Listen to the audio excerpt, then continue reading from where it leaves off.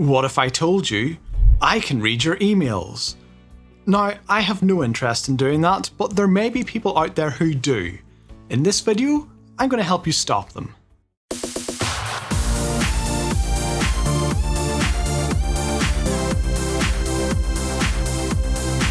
Welcome back to the Pro Tech Show, where I talk about tech tips and advice for IT pros and decision makers.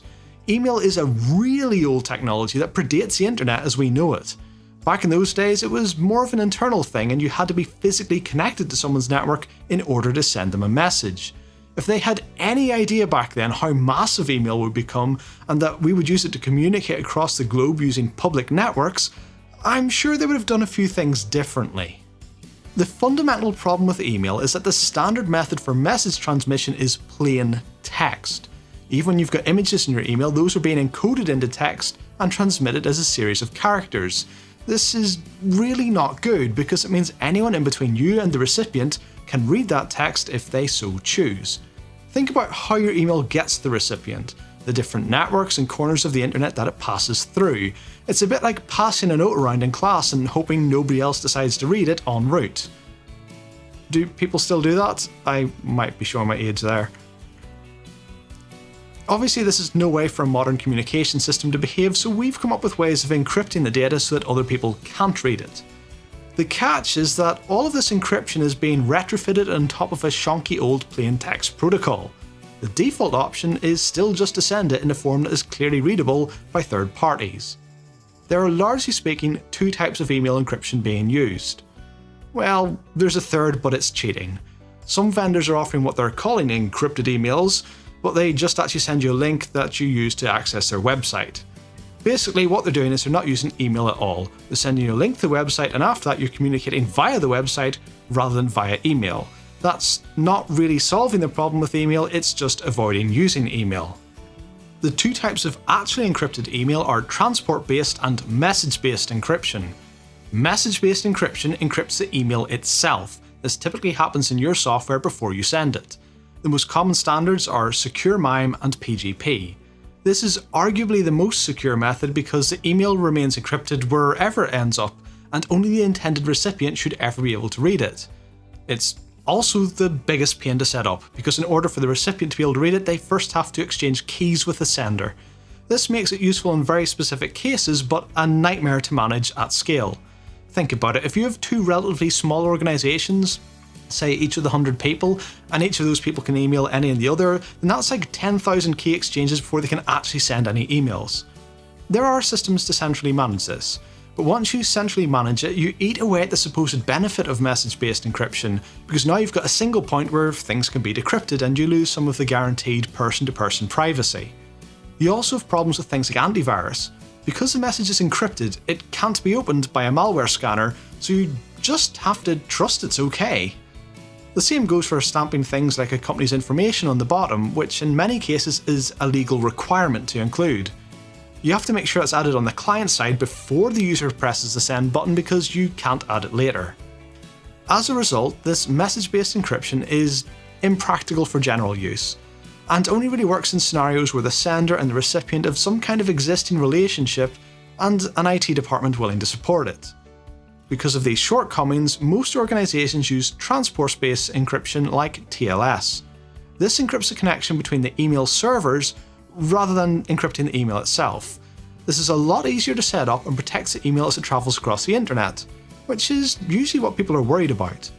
Because the encryption is from server to server, there's no problem with scanning for malware because once it arrives it's no longer encrypted. The downside is that if someone managed to steal the message from the server or your mailbox, they can now read it without any special decryption key. This transport-based encryption can be implemented opportunistically or it can be enforced. It used to be that the enforcement was the only option, so if you have a really old system, the opportunistic route might not exist. Realistically though, if you're running something that old, then I suspect security isn't a big concern for you, and I don't mean that as a compliment. Opportunistic encryption is basically a conversation where the sending server connects to the receiving server in plain text. The receiving server then says, "Hey, I can do encryption, should we do encryption?" If the sending server replies, "Yeah, I can do encryption too, let's do encryption," then the connection gets upgraded to a secure one. If either party doesn't support this type of encryption, then the message just gets sent as plain text, because that's a method guaranteed to work for anyone. This approach is usually the standard nowadays, as most modern systems will support opportunistic encryption. For some use cases, it's not enough. If you're communicating with a bank, for example, they may insist on enforced encryption. They're probably not going to accept that, hey, you tried. They're going to want a guarantee. Enforced encryption happens when the sending and receiving parties agree that they will only transmit messages over a secure connection. If one server says they can't do the encryption, then the connection gets terminated.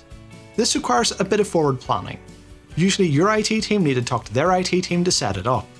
It is relatively straightforward though, as it just needs to be configured server to server.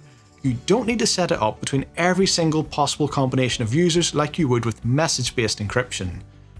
But, whilst it's not a lot of effort, it does require some effort on both ends before you can use it. Whilst this isn't a big deal between regular business partners, it's not something that you would realistically have in place with every single person you might want to email. Hence why most emails are actually using opportunistic encryption. Okay, so most emails use opportunistic encryption. What's the big deal? Unless I'm communicating with someone on a really old platform, I'm good, right? Not necessarily. Opportunistic encryption is fine to prevent random people from peeking at the message in transit, but it has a couple of fairly significant weaknesses. The first is that it's not guaranteed, and an otherwise modern system could fail to do the encryption due to a configuration issue, usually because an encryption certificate expired and nobody noticed. The other problem is that it provides no protection against a man-in-the-middle attack. It only works if you manage to connect to the correct receiving server and both ends behave themselves. If someone is actively trying to intercept your messages, they can easily circumvent this if they manage to place themselves between you and the recipient. If they can trick you into connecting to their server instead, they can either have their server say it doesn't do encryption and receive the message in plain text, or they could even just provide any old encryption certificate and it would still work. If they can't manage to get you connected to their server, but they can disrupt the initial plain text connection between you and the recipient, they might be able to cut out the offer of encryption and force a connection to plain text. A man-in-the-middle attack could also happen with enforced encryption using a dodgy certificate, but if you go to the effort of specifying that a particular server needs to use encryption, then you could also go to the effort of saying that you're going to enforce a validity check on the certificate while you're at it. You don't have that option with opportunistic encryption because it's just best efforts. If the server is using encryption and has a publicly verifiable certificate, great. If not, but it can do encryption with any old certificate, that's fine too. If it can't do any sort of encryption, that's still fine, we'll just send the message in plain text. So, what's the fix? Well, that's what the MTA-STS standard sets out to do, or Mail Transfer Agent Strict Transport Security to give it its full title.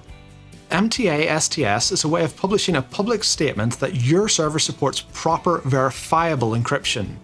If a sending server that supports MTA-STS sees your public declaration on the internet, they know that not only should they be able to encrypt their connection to you, they should also be able to publicly verify the identity of your server using its certificate. Where both sides support it, it basically has the effect of upgrading the connection to enforced TLS with certificate identity verification without the need for the senders and recipients' IT departments to get in touch with each other first. If the sender doesn't receive an offer of encryption, or it does get an offer of encryption but using a wonky certificate, it will refuse to send the email. MTA-STS is still in the early stages of adoption, but with Google already pushing it and Microsoft jumping on board, it looks set to become the new standard over time. So let's bring this all together. What actions should you be taking to make your emails more secure? First, make sure your email platform supports opportunistic TLS. Second, make sure it's using a publicly signed certificate that matches the name of your server. Third, configure MTA-STS to make sure you have the best chance of getting the most secure connection. Fourth, if there are known business partners where you want to guarantee encryption, consider enabling strictly enforced TLS with mutual certificate authentication on both ends. The exact names used will vary system to system, but some combination of what I've just said should show up. If you need to guarantee that nobody else can read the emails, even if the recipient's mailbox gets stolen, then you might want to consider message level encryption like SecureMIME or PGP for those special cases. Finally, you could also just use something other than email.